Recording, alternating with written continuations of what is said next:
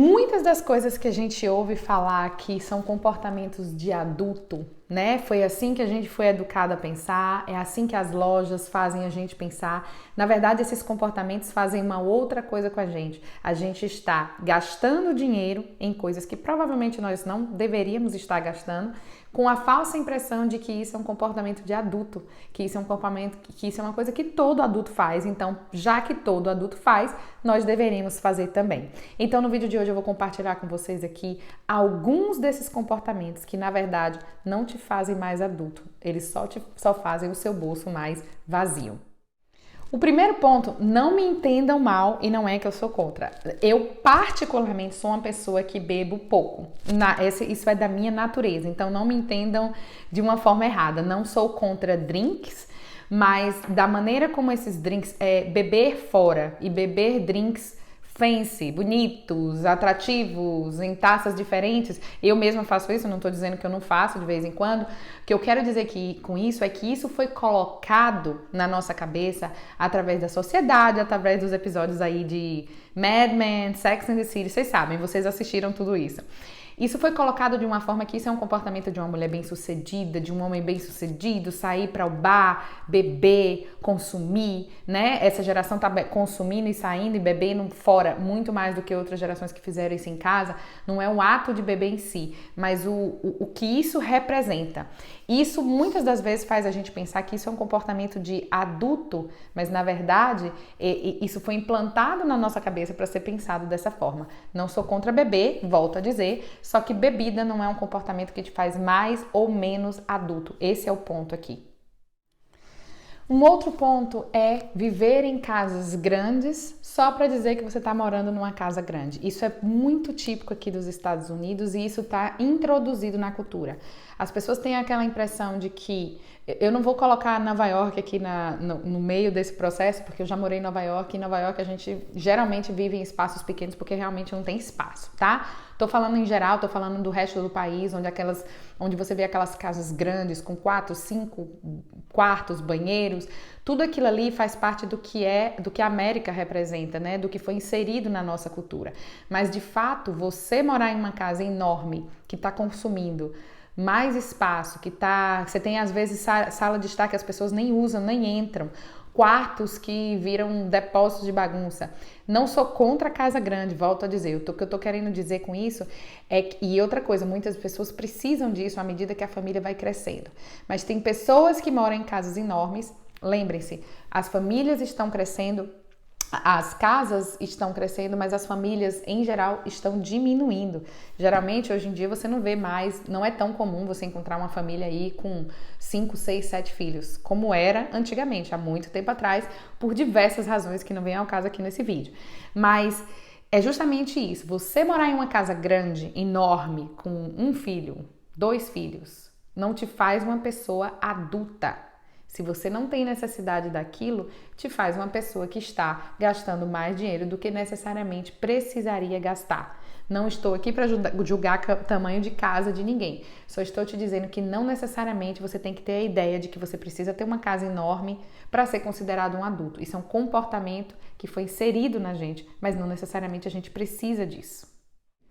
Mais um ponto de comportamento aqui na nossa lista. As pessoas que se matam durante a semana, sofrem, trabalham, não fazem nada, não socializam, não fazem nada. Para que nos 2 dias do fim de semana elas tentem compensar tudo aquilo que não foi feito durante a semana, ou tudo aquilo que você segurou ali durante a semana e não fez. Muita gente tem a tendência de pensar: a minha semana não vou falar o nome aqui, minha semana não é muito boa, mas em compensação, graças a Deus chegou sexta-feira, então eu vou fazer tudo o que eu quiser no sábado e no domingo. Esse tudo que eu quiser no sábado e domingo acaba virando comer o que quiser, gastar o que quiser. Em média, dizem pesquisas que você gasta no sábado quase 2 vezes mais do que o que você gasta numa terça-feira, por exemplo.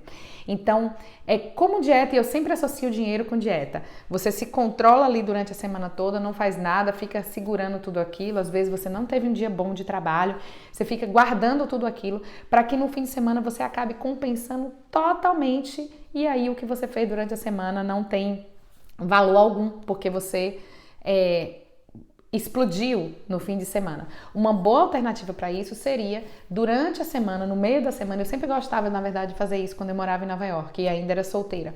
No meio da semana, ali na quarta ou quinta-feira, é bem legal você tentar ter uma atividade com um grupo ou toda semana fazer uma atividade diferente. Alguma coisa que você possa também relaxar durante a semana, também fazer sua semana prazerosa, para que você não possa descontar tudo no fim de semana e seja aquele arrependimento todo na segunda-feira, tanto porque você acabou gastando demais ou comendo demais, ou seja lá o que você fez. O ponto aqui é fazer esse ciclo, segunda a sexta eu tenho uma vida, sábado e domingo eu tenho uma vida, para compensar o que você não teve durante a semana, além de te fazer uma pessoa mais triste a longo prazo, porque você está sendo feliz 2 dias e sendo triste 5 toda semana. Além de não ser legal, não te faz um adulto agir dessa forma. Isso é um comportamento de adulto, mais um deles que faz você perder dinheiro. O próximo ponto aí dessa lista é você ter o que é uma coisa que nos foi imposta também. Quem nunca ouviu isso de look do dia, look da noite, look pra praia, look para isso, look para aquilo. Ter vários tipos de guarda-roupa para vários tipos de ocasião. Isso, obviamente, faz as empresas venderem mais, né? Só que isso tem chegado num ponto que as roupas têm se tornado praticamente descartáveis aqui na cultura que a gente usa. E apesar das roupas terem diminuído de preço, o consumo vem aumentando cada vez mais. Não só por isso, mas porque as pessoas acham que tem que manter um determinado padrão para ser aceito na sociedade, tem que estar sempre com roupa nova, sempre com roupa diferente. Então isso te faz comprar ilimitadamente. Como na verdade tem um outro aspecto muito importante também a ser considerado. Quando você consome dessa maneira, você acaba gastando muito, muito mais tempo para se vestir, para se adequar, tendo que ter aquele espaço que talvez não fosse necessário. O ideal, de fato, isso parece que é ser adulto, mas na verdade o que de fato te faz ser adulto é ter um guarda-roupa que se encaixe com o seu perfil, com quem você é. Você não necessariamente tem que ter milhares de roupas, e isso não tem a ver com você ter muito ou você ter pouco dinheiro. É uma questão de realmente ausência de necessidade. Você consegue muito bem ter um guarda-roupa funcional, um guarda-roupa que expresse quem você é, que você se sinta bem nele, às vezes até com uma pequena mudança de acessório aqui ou ali, te faz você estar confidente, te faz você ter um guarda-roupa que funcione e não vai fazer com que você esteja querendo parecer um adulto, quando na verdade isso não faz de você melhor ou pior adulto, ou mais jovem ou mais velho. Isso só te faz uma pessoa com mais dinheiro ou menos dinheiro, sem a mínima necessidade daquilo ali. E o que falar dos casamentos de hoje em dia? Casamento de hoje em dia virou o evento. Você tem que participar não só do casamento em si. Aqui nos Estados Unidos, né, a gente vê isso acontecendo com uma frequência maior, como parte da cultura também, mas aquela coisa que você tem que virar uma bridesmaid, ou seja, tem que comprar o vestido que às vezes você nem vai usar. Você tem que participar de várias celebrações e várias festas que tem antes do casamento, né? Os bachelorette parties e tudo mais. Tudo aquilo ali é um custo totalmente alucinante. Não sou contra o wedding, cada um faz como quer. O que eu tô dizendo para vocês é ter que se sentir obrigado. A social media força muito a gente a ter que se sentir obrigado a participar de um casamento desses, porque de outra forma você se sentiria deixado de fora, ou ter que promover um tipo de casamento desse tipo, não te faz mais, não te faz menos adulto.